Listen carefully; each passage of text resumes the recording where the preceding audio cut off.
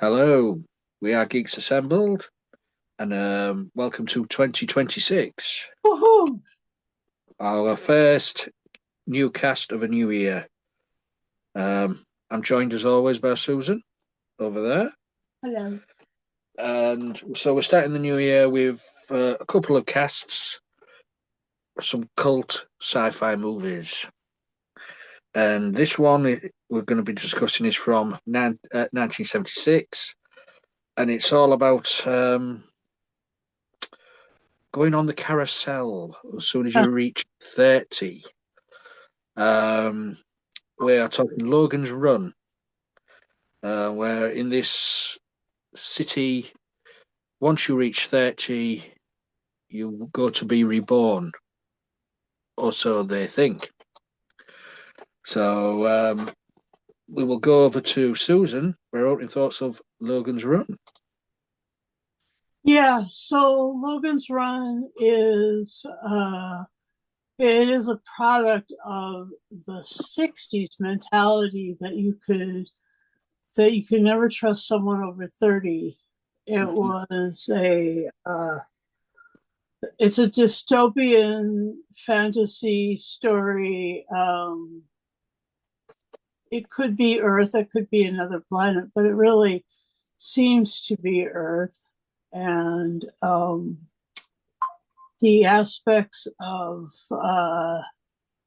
this society are that there are these people uh, who are like patrolling, looking for folks who are running, and folks who don't turn themselves in for euthanasia at the age of 30. And Michael York's character, his name is Logan. The title character is uh, is almost there. He's almost 30, and he actually starts investigating this whole process and discovers some very alarming shit about it. Like, one thing is that these people who are on the carousel, um, it's not a rebirth, and the other part of it is that uh, out past the barriers of this domed city, things are pretty old school, and there's old people. They meet one guy played by Peter Ustinov, and so he's on the run with he's investigating, excuse me, with a woman named Jessica, Mm. played by Jenny Aguilar, no, Agatha. Agutter. Anyway, um, do you know? Sorry, and the aspects of their relationship first start out to be romantic, and then kind of move sideways. It's a classic. It is a classic because it is alarming and distressing and uh, sort of satisfying in certain places, but then devastating at the end. You just can't quite uh, you can't quite get the happy ending going on thing. And so, all of that to be said, it's really a cool movie, and so I would like to know what Lee thought of it. How did you like this? Well, I've seen it many a times. This, Yeah. as you mentioned, Michael York playing Logan 5, um, Jenny Agutter playing Jessica 6. Um, yeah, Logan is one of the Sandmen who literally put people to sleep when they run, which means they kill them. This is why they're called the Sandmen, putting them to sleep. Like putting a dog to sleep or a Yeah, cat to yeah. But you know, you little euthanasia. yeah, yeah. And he's friends with another Sandman, Francis Seven, Mm-hmm. who they do have a close relationship, working relationship. But then, when Logan is given the mission by the supercomputer to infiltrate the runners and discover where Sanctuary is, Mm-hmm. it sort of backfires on Logan and Francis's friendship. Mm-hmm. So they'll become enemies. You know, when Logan and Jessica run. It's not really a run though, is it? It's more of a Yeah. it's more of a steady stroll. Yeah. I mean, they do a little hiding now and then, Yeah, but hiding here uh, and there, a cautious stroll through rubble and stuff, but it's not really running. I know what it means though. right. Yeah, it's set way in the future, and then once outside the dome city, you discover the ruins of Washington. Um, it's just covered in trees, grass, overgrown, everything, rack and ruin. And she was saying that they discover the old man with his cats. This old man had been brought up by his parents. He'd never seen any other people since he grew up. And they'd never seen anybody old. Right. Um, It was it. because once they reach 30, vaporized. Um, yeah, it's a good story. It's a good movie. It did set up a year after there was a TV series based on the. Yeah, there was a show, wasn't Yeah, there? the DVD set somewhere. Oh, so this show was on ABC, I think. Yeah, Yeah, it only lasted one season, 14 episodes. yeah. It was based on the movie. Uh-huh. Completely different actors playing Logan and Jessica, and Right. but yeah, it was a interest. I used to enjoy watching that, and I think it was on a Saturday morning over here. Huh.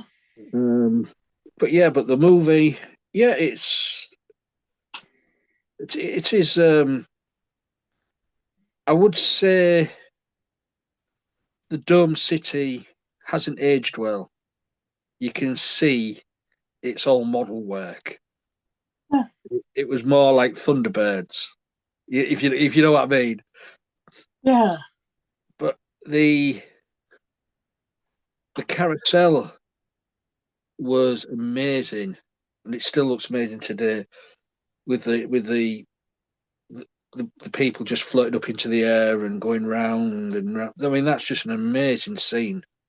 Yeah, with the big gem at the top of the. Yeah, and then so as soon as they reach that, um, yeah, it's I can't really fault it. I mean, part of me said the model work was a bit dated. We've also got in here. You say you've mentioned Peter Ustinov, but you've also got in here Farrah Fawcett Yeah, as true. Holly 13, or as she's in this movie, Farrah Fawcett-majors, of course. Um, Yep. and also once they're escape through the tunnels and through the viaducts and stuff like that, they come across this sort of ice world um, with Box the robot. Yeah. Uh, played by Roscoe Lee Brown. Um, I mean, he was a great character actor back in the day, Roscoe Lee Brown. Um, but you can't really tell, tell he's that robot because he's encased in this mirrored silver suit. Right. And I'm sorry to say, but whoever came up with that design, because every so often in those scenes, you could see the cameramen Oh yeah. reflected in, in the mirrors of his Oh suit. my gosh. Wow. Every so time he was moving around a bit, you just caught a glimpse of a camera or someone there. But they did stay on it too long, so it didn't stay on it too long. But yeah, whoever thought, oh, we'll have a mirrored robot, Oh my gosh. Yeah, it especially was. with flat surfaces, But yeah, it was an interesting watch again. I can understand why it's become a cult classic. Um, it's based on a novel. I'm trying to. What was it based? It's based on the 1967 novel by William F. Nolan and George Clayton Johnson. And I know in the novel the age where they were put to death was 21, Oh wow. Okay. but the movie makers made it to upped it to 30. Yeah, because Michael York was probably way over 20, and Farrah Fawcett-majors was definitely over 30 or over. Yeah, she's probably over 30 by that point. And also as well there was a bit of nudity in this, Yeah. especially in the was it I don't know what it was. Was it a CD sex club or something or other? Yeah. Running through it in slow motion was all these naked bodies holding on to them, and Yeah. I'm thinking, well, that's. I mean, it wasn't done as in your face because it was all like in red and blue and that, so you couldn't really. But everybody was naked, Yeah. and then you had all the naked bodies frozen in the ice. Yeah. So there was a bit of nudity there, and you can't be a bit of nudity, I suppose. Um, yeah, it was an interesting watch. I know the director filmed a darker ending than this. Um, at the ending of this is where the computers destroyed, all the residents of the dome city come outside to see the old man, and this is so where the movie finishes. Um, Yeah. but there was a darker ending filmed. Apparently, is where after all the people came out and all like that, they all went back into the dome and started to build a new computer, Yeah. which is a more darker ending. Yeah. So they'd rather they'd rather be controlled like that than be out there going old. Yep. But yeah, but for me going on. What about you, Susan? What's your take on some of the scenes? And It was the the costuming was cool, like Mhm. the bright green, bright red of the regular populace, and then like the black and white of the Sandmen. That was cool. And then the carousel was it looked really like they were actually being transported to somewhere else, to somewhere better. But just as someone who's watched a lot of Star Trek and a lot of Doctor Who with the transmats, is that these these ideas were replete in other forms of science fiction, but the reality was is that was another form of euthanasia. There was two forms. There was the personal autonomy one where you presented yourself and boom, you're gone, or the one where you tried the carousel and boom, you're gone there. But the idea behind the carousel, the little lie told, is that they were regenerating or something, and so that was interesting. And then the whole idea that they didn't have children, that they were that the children were part of some sort of harvested material from all of them, like they were cloned or something. yeah, they were had a different sort of idea than the natural birth thing.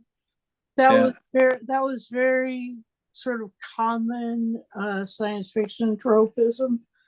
Uh, these uh, these Well, ideas. I think Yeah, with the cloning thing, with the numbering of the names. yeah, exactly, Yeah. exactly. So Logan 5, there'd been four before him. Right, right.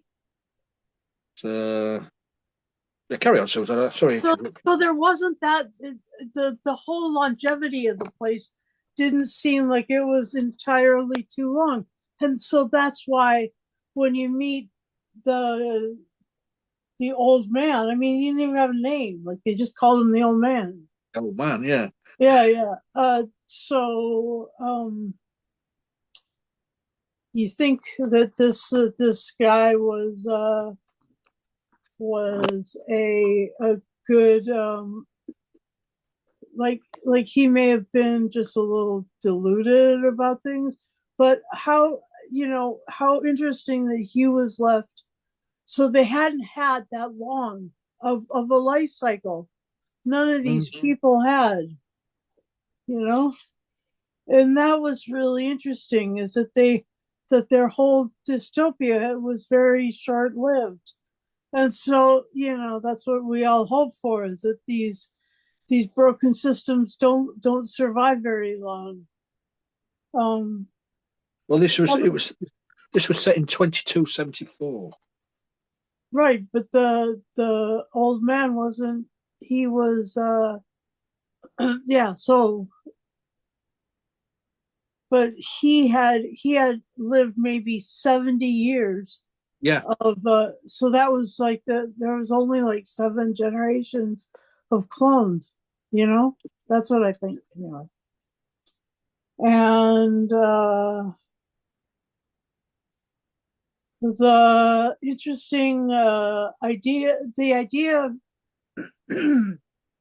of turning yourself in for euthanasia has been, I mean, it's part of why, it's part of some other forms of science fiction too. You kind of get a sense of that in like, uh,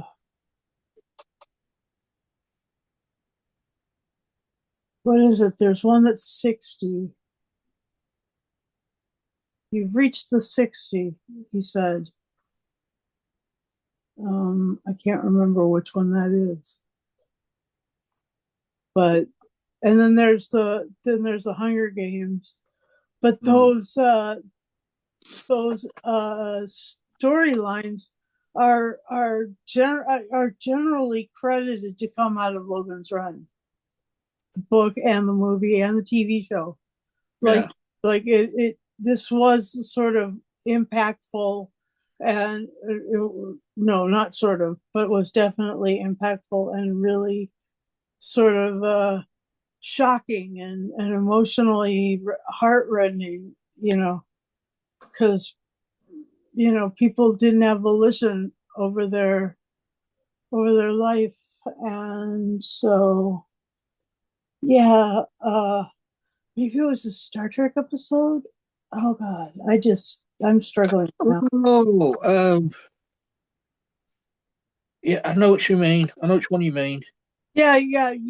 You. Um, and Anyway, these. it was praise be to whoever. It was a Yeah, computer.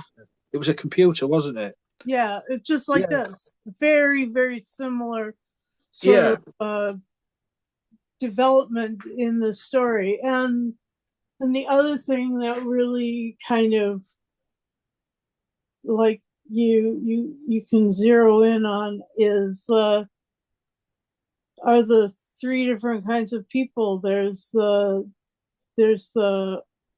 people who are able to obey, and then there's the sort of more rebellious ones, the carousel ones, and then there's the law enforcement, and that's everywhere. RoboCop, that you know, what was it, Station, or not Station 9?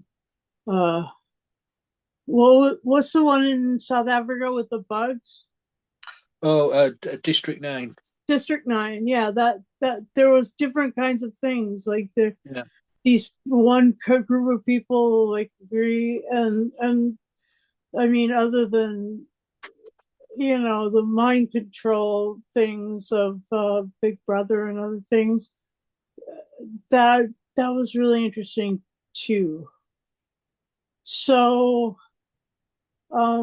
yeah, those are my sort of things that's really stood out to me, and also things that I noticed, like how it impacted the the science fiction world as a whole. And I liked Michael York's characterization. Mm. He really, I mean, he gave, even though you ended up thinking that Logan was a bad guy at the end, really, but he was actually, you know, trying very hard to formulate his own theory on this whole process. Yeah. Well, he was given the initial mission to Right? infiltrate now, but during that, he had his eyes opened to what was Exactly. going on. Exactly. And then once he saw the truth, there was no turning back. Right. Exactly. That's what. Yeah. I mean, also as well the idea of I don't know what you called it, the thing on the palm blinks red when you reach that 30. Yeah. It's just like it reminded me of a Doctor Who episode, Robots of Death, the corpse marker. Oh, right. Yeah. Yeah. So yeah, that was quite good. That, and then it turns clear when they're outside of control of the dome. Yeah. It loses its effectiveness. Or, And or, but or as but we, the but the one on the ceiling, the one that it's sort of maybe attached to, Mhm. is clear all the time. Yeah. Well, it's like as if we go out the house down here or like that, we lose connection with the Wi-Fi. It's exactly the same. Yeah. Yeah. So yeah. So what stands out to you and stuff? Um, I did. I like the idea that they could just go to I don't know where it was, but go to this machine and get a new face or a different body, Exactly. get sliced here, diced here, um, plastic surgery made easy. Uh-huh. That was a great. And of course, that when the machine goes haywire, it killed the operator. Oh my gosh. Yeah, that was really. And also as well the idea of um, Jenny Agutter's character putting herself in the system, and the system turns out to be for prostitutes and rent boys, and because that's Uh-huh. what Logan was doing. because he was doing that, and this guy came up and he went. Then Jenny Agutter came up, and he just wanted her for sex to begin with, didn't he? Let's go have sex. Yeah. So she, oh no, I don't want it. He goes, oh, you're interested in women then? So how Yeah. easy, how easy is that? Just, I suppose that's a futuristic thing of a dating app. Huh. Yeah. Exactly. Instead of you going to meet someone, you just do that and they appear in your room. Yep. Oh, that would be. I could use that. Uh, Yeah, but no, it was quite being futuristic. It was quite bleak, the Dome City. After because it seemed too clean, too the city was just straight walls, pillars, too clean. But then once you get through that secret door out of the city, it was dark, dirty, grungy. So the comparison, it was great the way they found all these places where they could film all these things. yeah. It's like all our UK cult TVs, sci-fi TVs back in the day, where they didn't think nothing better. Second thoughts about filming in a nuclear power plant. Oh, Yeah. it was quite the way the contrast of clean and to dirty and grimy. That Right. was good. A few standout points. What about you? Yeah. The the city itself really reminded me so much of the Disney World and Disneyland, like with the monorail and like the beautiful sort of the whole in Disneyland or Disney World, the hotel is like that sort of structure that's like this, and you ride the monorail right into it, and it's like a little arch, and you're in the middle of this hotel that sort of soars up into the sky. So I mean, like they had a lot of that kind of Imagineering stuff going on, and Disney World opened in '75, so this was taking some of the architecture ideas right out of Disney World and popping them down in this movie. And so Yeah, that was fun. And then the other thing that was really interesting was the the the difference between the two was really really interesting.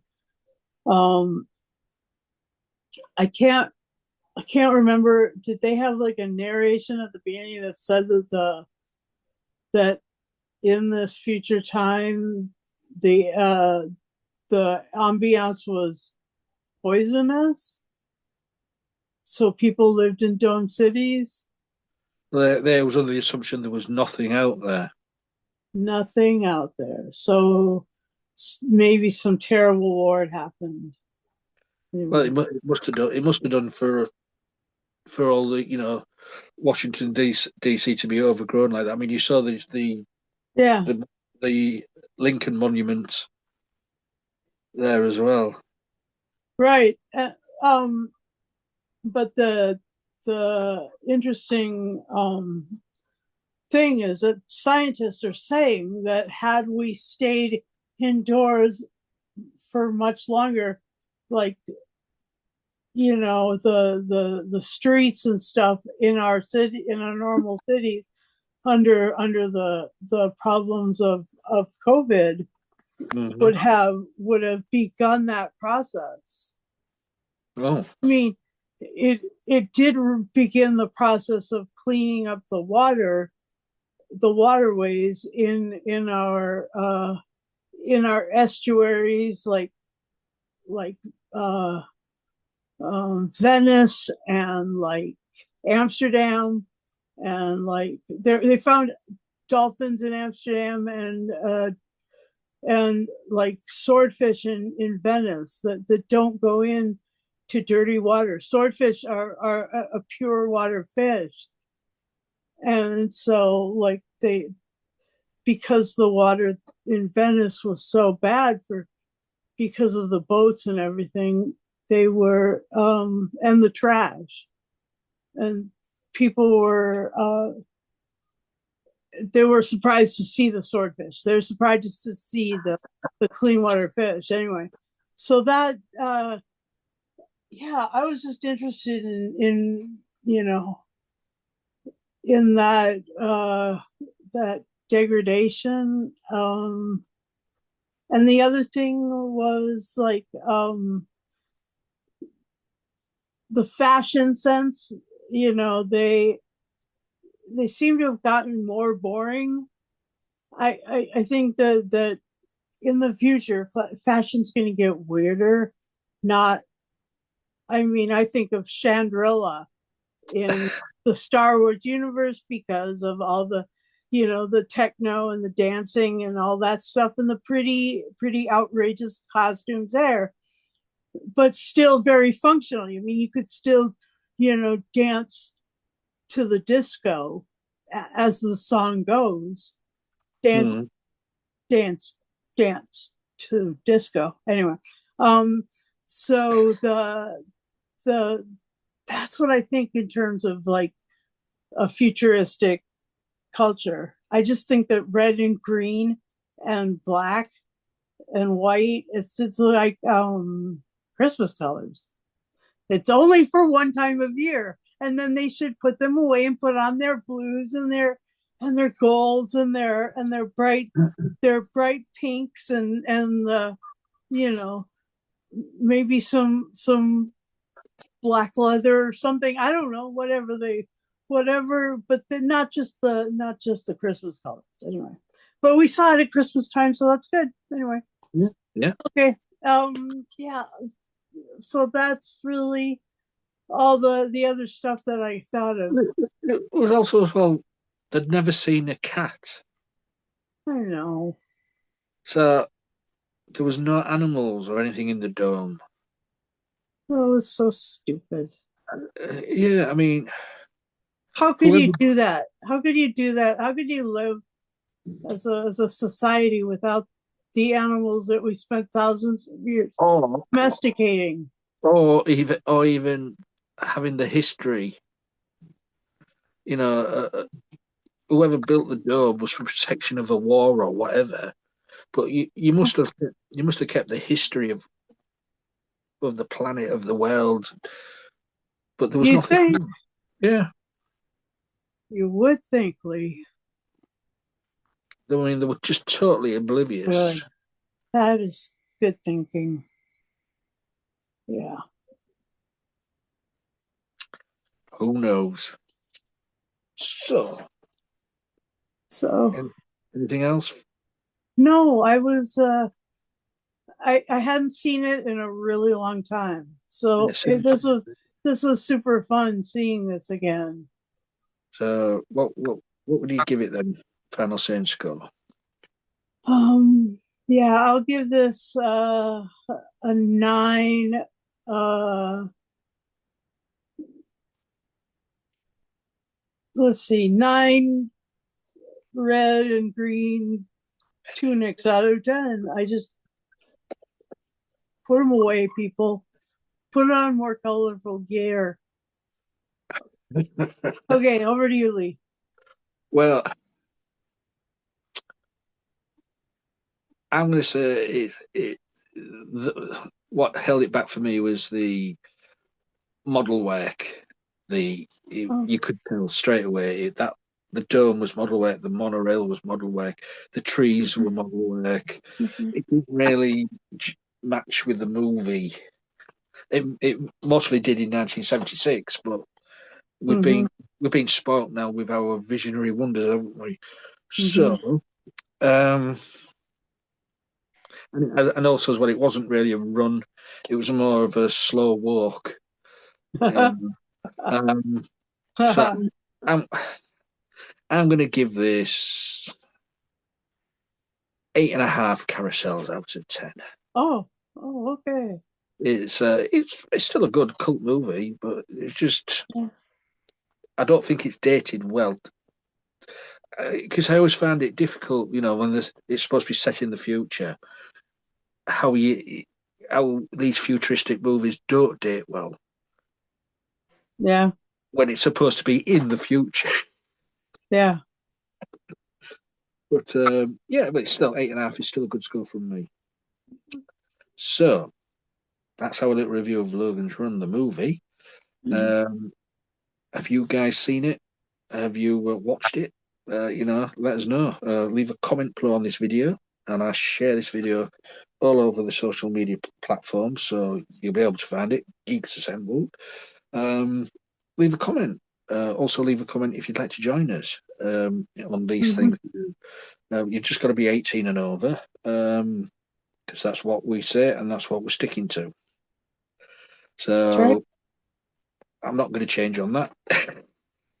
So, but all you need is a working camera, microphone on the device you use.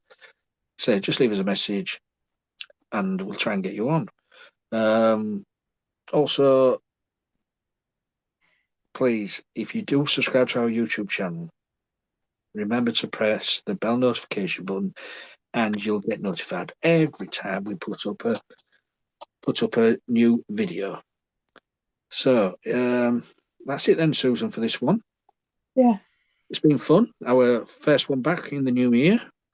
Hopefully, 2026. hopefully, Hopefully, hopefully it, we'll be it, still doing a full year of this. yeah, it's if suddenly yours truly disappears, it's probably because um I've been arrested or something because of protesting or something. But that's just FYI. What? Wait, when? What? Well, apparently we started another war, and Oh, you've not invaded Venezuela, have you? No. yeah, that's right. No. What a bunch of horse poo. I mean, they didn't even do it in front of Congress. Congress is the one that is supposed to be doing that. Do you know when you said if I disappear, I thought you was going to say I'm turned 30. Aw, thanks. You're so kind. Oh my God. What a good guy you are. Yeah, Shut but then I was going to say get away. up. Oh, Anyways, we're jeez. digressing. We're still recording this. Uh, I know. anyways, so yeah, so that's it for now. So you guys out there, please take care. And I've got to find the button now because everything's changed. So bye for now. Is this the right button?